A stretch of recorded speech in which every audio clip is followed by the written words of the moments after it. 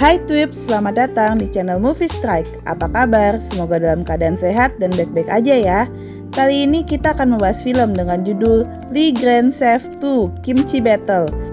Film ini diadaptasi dari komik berjudul Sick Gaek dan merupakan spin-off dari film sebelumnya dengan judul yang sama. Film ini bercerita tentang kontes nasional membuat kimchi di Korea yang diikuti oleh chef terkenal hingga penjual sayur beserta konflik keluarga di dalamnya. Sebelum mulai, jangan lupa subscribe, komen, sama like channel kita ya, biar kita semakin semangat untuk menghibur kalian semua. Sekarang kita langsung aja ke alur ceritanya. Film dibuka dengan sebuah adegan kesibukan di sebuah dapur. Ternyata ada Perdana Menteri Jepang dan Korea yang bertemu dalam sebuah jamuan makan. Di sana dihidangkan berbagai macam masakan yang enak. Pas cicipin, Pak Presiden yang kangen berat sama masakan Korea karena udah 20 hari di Jepang bilang kalau masakan bulgogi dan kimchinya tuh enak banget. Ternyata Perdana Menteri bilang kalau itu yakiniku sama kimuchi, makanan tradisional Jepang. Pak Presiden mukanya langsung asem seakan berkata, kimchi kan dari Korea, keles. Ayo berantem yuk. Ya, cuman sebagai kepala negara harus bisa nahan diri ya. Jadi dia diem aja. Jangan sampai jadi perang nih gara-gara klaim makanan. Balik ke dapur, koki utama dapat pujian karena semua orang di jamuan itu puas sama masakannya yang rasanya lezat. Semua orang di ruangan itu memberikan hormat dan tepuk tangan. Chef itu bernama Jang Eun yang berasal dari Korea. Suatu pagi di Korea, pagi-pagi udah tentu emak-emak pada ngumpul di tukang sayur. Mana udah ganteng, baik hati lagi, namanya Seung Chan. Dia gak cuma jualan, tapi dia ngasih bahan makanan yang cocok sesuai kebutuhan pembeli. Jadi emak-emak pada curhat dulu tuh, terus dikasih deh makanan yang pas. Wow, pengertian sekali ya. Di sisi lain ada seorang jurnalis bernama Jinsu. Dia lagi ngewawancarai petani kesemek. Pas lagi nanya-nanya, dia lihat di TV kalau presiden ngadain lomba bikin kimchi nasional supaya makanan ini dikenal di seluruh dunia. Rupanya Bapak Presiden masih dendam ya gara-gara diakuin tadi. Terus gak lama dia ditelepon oleh seseorang yang nanyain Seung Chan. Ketahuan nih cewek pasti Kang ngintil. Padahal Seung Chan lagi di sana juga nyobain kesemek dan mesen buat dijual lagi. Di Jepang, Jang Eun lagi beres-beres. Kayaknya dia resign dan mutusin balik ke Korea. Salah seorang rekannya datang bawain seragam buat kenang-kenangan dan bilang kalau butuh bantuan panggil aja jangan sungkan. Balik ke Korea. Ada 3 orang datang ke sebuah rumah. Mereka lagi bujuk buat jual rumah itu. Nggak mau si kakek, akhirnya diusir deh mereka pakai semprotan air. Pas banget Seung Chan dateng sama Jinsu dan nanya siapa mereka dan apa restorannya tutup. Dimarahin dia sama kakek itu, bilang ngilang 6 bulan bukan nanya kabar malah begitu. Sambil ngasih bingkisan dia bilang kalau nggak sempat ngunjungin karena sibuk bisnis. Ya elah sibuk. Abis itu dia minta makanan sama ibunya karena kelaparan. Terus kita dikasih lihat cara buat mie kimchi yang endul banget kayaknya, bikin ngiler. Pas Jinsu makan, dia bilang enak banget, gak ada obat. Kakek bilang itu rahasianya diracikan kimchi buatan ibunya. Seung Chan nanya ibunya sakit apa kok minum obat. Dia bilang cuma demam aja. Ternyata ibunya udah 2 minggu nutup restoran. Mungkin karena kondisi badannya ya. Tiba-tiba gerbang di rumah diketok. Kakek emosi nih dikirain 3 orang yang tadi. Pas dibuka pintu dia langsung nyiram pakai beras apa biji-bijian gitu. Nggak taunya itu Jang Eun. Ternyata kedatangannya ke sana bukan buat bantuin ibunya buka restoran lagi, tapi ngajak ibunya buat pindah dari situ dan tinggal sama dia. Karena suasana yang agak awkward, Seung Chan kemudian pergi ala-ala ngambil buah. Ditinggal berdua bukannya sayang-sayangan karena gak ketemu 10 tahun malah makin canggung. Terus Jang Eun pura-pura nanya jam dan mau pergi karena banyak janji. Orang sibuk bos. Ibunya bilang kalau Jang Eun kesini bukan buat perubah tempat ini, tapi pengen ngancurin doang. Jang Eun bilang alasannya karena kenangan masa kecilnya yang buruk dan kerjaan ibunya sebagai gisaeng. Gisaeng tuh di Korea kayak wanita penghibur ya. Ya you know lah. Jang Eun tuh sampai sekarang gak tahu bapaknya siapa dan merasa gak diinginkan sama mamanya. Itu yang membuat dia jijik sama dirinya sendiri. Seung Chan ngejar kakaknya dan ngebahas masa kecilnya. Jang Eun bilang supaya dia nggak menghentikannya. Dia cuma bingung kenapa kakaknya melakukan ini karena ini adalah rumah bagi mereka dan banyak kenangan di sana. Ternyata rasa sakit hatinya sudah menutup semua itu. Dia tetap kekeh mau menata ulang semua yang ada di sana. Terus pergi deh naik mobil sport. Brum brum. Di mobil, Jinsu lihat pamflet. Ternyata lingkungan tadi mau dibangun gedung bertingkat. Pantesan 3 orang tadi getol banget. Supaya dapat komisi pembebasan tanah tuh pastinya. Sementara itu, Jang Eun sedang diwawancara di TV. Ternyata dia adalah chef terbaik di Jepang dan menjadi koki Perdana Menteri Jepang. Di situ, dia akan berpartisipasi dalam lomba kimchi nasional dan akan berusaha keras untuk menampilkan resep baru. Di rumah, Jang Eun keingetan lagi tentang masa lalunya yang kelam, di mana dia dapat bulian dari teman-temannya karena nggak punya ayah dan ibunya yang seorang gisaeng. Ya, meskipun sudah dewasa dan memiliki segalanya, trauma masih kecilnya masih membekas sampai sekarang. Paginya, Seung-chan lagi nganterin pesanan ke sebuah restoran. Di sana ada seorang pelanggan yang bilang kalau kimchi itu buatan Cina. Pemilik restoran gak terima dong. Seung-chan yang denger nyobain dan bilang ini tuh dari Korea dan jelasin perbedaannya sama kimchi dari Cina. Bikin tamu itu diam gak bisa bales. Pulang nganter, dia dihadang 3 orang itu lagi. Minta dia buat bujuk kakek agar mau jual rumahnya. Dia dikasih kartu nama, pas orang itu pergi dia mau ngerobek. Tapi susah soalnya itu tuh dilaminating. Sumpah niat banget nih orang. Di rumah tiba-tiba kedatangan tamu langganan yang gak tahu kalau restoran udah tutup. Mereka datang untuk peringatan kematian ayahnya. Ibu Seung-chan akhirnya mempersilahkan mereka masuk. Ia lalu memulai memasak. Untungnya anaknya Kang Sayur jadi tinggal ngambil di mobil doang bahan-bahannya. Dan akhirnya para tamu itu mulai makan dengan lahap. Di sana sang ibu nyeritain gimana tamu itu datang pertama kalinya dengan kondisi sangat memprihatinkan. Karena nggak tega sang ibu ngasih lauk tambahan. Dan setelahnya tiap tahun selama lebih dari 10 tahun ia datang ke sana untuk makan keluarga. Ibunya tuh sedih karena nggak bisa ngelayanin tamu lagi karena restorannya yang tutup. Jang Eun sedang masak dan Seung-chan datang. Dia nawarin makanan tapi adanya nggak mau. Dia bilang jangan bahas restoran dulu ya soalnya dia nggak mau berantem. Seung-chan akhirnya bilang dia mau ikut lomba kimchi dan ngajak bertaruh. Siapa yang menang itu yang menentukan nasib restoran. Kakaknya marah dan bertanya ini ide siapa. Dia bilang itu idenya sendiri. Mungkin sang kakak memiliki satu alasan buat ngancurin tempat itu, tapi dia tahu banyak orang yang punya alasan juga buat mempertahankannya. Jinsu datang ke kantor dan bilang mau ngeliput kontes kimchi sama atasannya. Gak pakai ketok pintu, permisi langsung ngomong sampai bikin bosnya mimisan. Kontes pun dimulai, suasana sangat meriah dan penuh orang. Beluman covid sih ini pasti, banyak banget stand makanan yang terbuat dari kimchi. Kontes ini dibuka dengan berapi-api sama Pak Presiden yang masih sakit hati. Lalu dia ngasih tema kimchi buat minggu depan yaitu kimchi murni. Di sana Jang Eun nyamperin Seung-chan dan bilang kalau adenya itu nggak bisa ngalahin dia, terus langsung pergi. Bu, nggak boleh sombong bu. Kemudian Jang Eun nyari garam ke petani. Abis ngeluarin berbagai macam garam, dia bilang bukan itu yang dicari, melainkan garam laut murni yang dibuat secara tradisional. Petani kesel, bilang bikin aja sendiri. Terus dengan nekatnya dia nanya cara buatnya.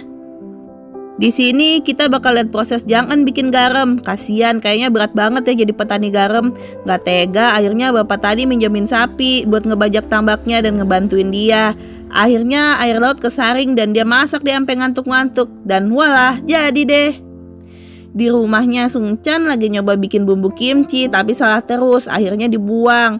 Di situ juga ada Jinsu. Kayaknya mereka pasangan deh tapi nggak ada cute-cute-nya dan sampai akhir cerita nggak dijelasin hubungan mereka.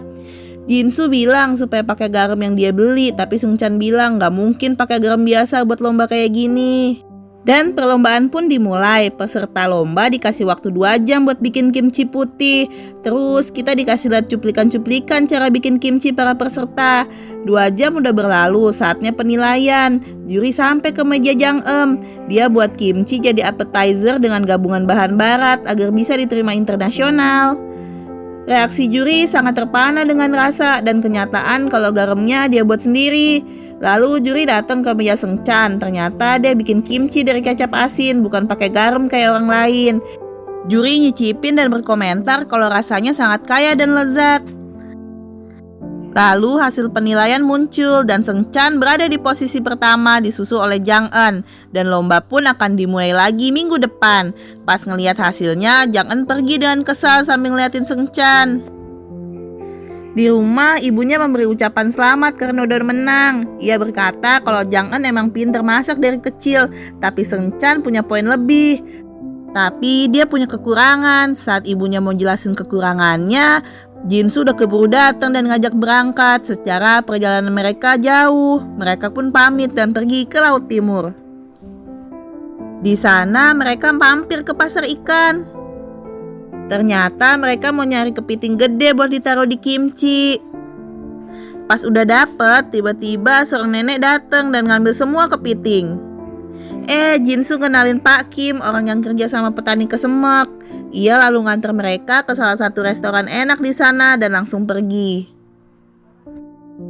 Ternyata itu warung nenek tadi dan mereka akhirnya makan kepiting di sana. Jin-soo ngeliat kalau banyak pajangan medali dan nanya apa putranya itu adalah seorang pelari. Langsung dia cerita panjang kali lebar tentang anaknya. Bahkan sampai dibikin clipping gitu. Kelihatan banget bangganya. Tapi sayang, sekarang dia jadi buronan karena gak sengaja ngebunuh. Dan yang bikin terkejut, orang itu adalah Pak Kim tadi. Pulangnya mereka dihadang Pak Kim yang menangis. Di pinggir pantai mereka minum bersama dan ia mulai menceritakan kenapa ia jadi buron. Ternyata itu sebuah kecelakaan dan dia gak sengaja ngelakuinnya karena dalam kondisi mabok. Jadi dia ke tempat itu karena kangen banget sama ibunya, tapi takut kalau ada polisi terus nangkap dia. Di situ Pak Kim sedih dan nangis karena ngerasa gak guna. Apalagi dia adalah penyebab kaki ibunya yang pincang sampai sekarang karena kenakalannya waktu kecil. Lalu mereka nganter Pak Kim ke rumah ibunya. Seung-chan turun dan bukain pintu buat Pak Kim. Ia lalu masuk dan kemudian pertemuan ibu dan anak yang menguras air mata pun terjadi. Malam itu badai besar datang, tapi Seung-chan nekat melaut buat dapetin kepiting yang dia cari. Sementara itu di rumah Ibu Kim sedang membuat sarapan buat anak sematawayangnya. Lalu ia pergi ke pasar buat nyari kepiting. Tapi sayang malam itu cuma ada satu kapal yang pergi melaut. Seung-chan membagi 2 kepitingnya dan menemaninya pulang. Pak Kim bangun dan menemukan uang yang diberikan ibunya. Saat akan memakan sarapan, tiba-tiba seseorang masuk. Dikira itu ibunya. Ternyata 3 orang polisi datang dan menangkapnya. Padahal belum sampai semenit yang lalu dia masih sumringah bahagia karena anaknya di rumah. Tiba-tiba dia langsung histeris dan ngejar mobil itu. Tapi polisi tetap jalan gak ngasih izin buat Pak Kim pamitan sama ibunya. Dalam perjalanan pulang, Seung-chan mengingat kejadian masa kecilnya pas dia lagi main di tambak, nemenin ibu kandungnya kerja. Dia jatuh dan masuk ke tambak. Ibunya tuli gak denger dia minta tolong, sampai akhirnya warga lain yang nolong. Di tempat lain, Jang Eun kehabisan ide, terus jalan-jalan ke pasar tradisional dan ngeliat ikan asap. Dan tring, dia langsung dapat ide. Jin-soo nanya ke kakek lanjutan cerita Seung-chan. Abis kejadian itu, ibunya takut kalau anaknya kenapa-napa, terus nitipin Seung-chan di tempat itu. Dia ngerasa ditinggalin, kesedihan dan kerinduannya bikin dia jadi benci sama mamanya. Kakek lagi nyapu, terus 3 orang itu datang lagi setelah dibegoin sang kakek kemarin, yang pura-pura ngiyain terus ngasih stempel palsu ke mereka. Mereka terus ngebujuk dan ngikutin kakek itu dan tiba-tiba nemuin ibu Seung-chan jatuh gak sadarkan diri. Baiknya orang tadi tuh ngebantuin nganterin ke rumah sakit. Sementara itu kontes kimchi putaran kedua dimulai. Sisa 10 peserta di putaran itu. Setelah melihat-lihat bahan peserta, mereka lalu mempersilahkan buat memasak kimchi kreasi mereka. Seung-chan memulai masak dengan lambat. Ia malah nginget runtutan kejadian yang menimpa Pak Kim kemarin dan dirinya. Karena gak fokus, dia akhirnya ngelukain tangannya sendiri. Dia mulai ngeracik bumbu kimchinya, tapi sengaja ngelewatin kasih garam. Mungkin karena traumanya sama garam, jadi dia masak gak pernah pakai garam dan hasil masakannya selalu pahit. Juri mulai nyicip buat ngasih penilaian. Seperti biasa, Jang Eun dapat pujian karena makanannya out of the box dan sangat lezat. Sampai di meja Seung-chan mereka nyicip, tapi ada yang beda sama masakannya kali ini. Mereka ngerasain pahit di masakan tersebut, lalu mereka pergi dengan sedikit kecewa. Penilaian keluar, ternyata yang lolos ke babak final Seung-chan sama Jang Eun. Mereka langsung diberikan tema untuk minggu depan, yaitu kimchi yang bisa diterima dunia. Bukannya senang, tapi Sengcan malah tidak bersemangat. Dia mau nyerah karena dia nggak gitu bagus. Jinsu bilang dia cuma takut aja sama ibunya. Terus sengaja biarin kepiting itu membusuk sama kayak kimchi terakhir yang dikasih ibunya. Ternyata ibu Jang Eun masih gak sadarkan diri dan menderita penyakit kanker stadium lanjut. Setelah lomba berakhir, mereka segera ke rumah sakit. Di rumah sakit, mereka berbicara dan bertengkar, saling menyalahkan satu sama lain atas kondisi ibu mereka. Sampai akhirnya Jang Eun menamparnya dan berjanji mau menghancurkannya. Ibu Jang Eun sadar dan berkata kalau dia ketemu sama ibu kandung Sengcan. Itu membuat sang kakek ngajak Sengcan ke suatu tempat. Mereka sampai di sebuah rumah sakit kecil. Di situ kakek bertemu dengan temannya yang seorang dokter. Dokter itu mengenali Sengcan dan mulai bercerita bahwa 20 tahun yang lalu dia merawat ibunya yang ada di sana karena ditemukan terjatuh di gudang garam. Dia mengalami mati otak, tapi keajaiban terjadi. Jantungnya kembali berdetak seperti sedang menunggu seseorang. Lalu kakek itu datang membawa Sengcan kecil. Saat ia memanggil ibu, ibunya menangis dan kemudian tiada. Ternyata dia cuma mau ketemu anaknya yang buat terakhir kali. Sengcan mengingat kembali insiden tambak garam. Dan dengan berat hati, ibunya menitipkan Sengcan ke kakek dan ibunya yang sekarang. Setiap ibu adalah garam, mereka melebur dan memainkan perannya meskipun gak kelihatan.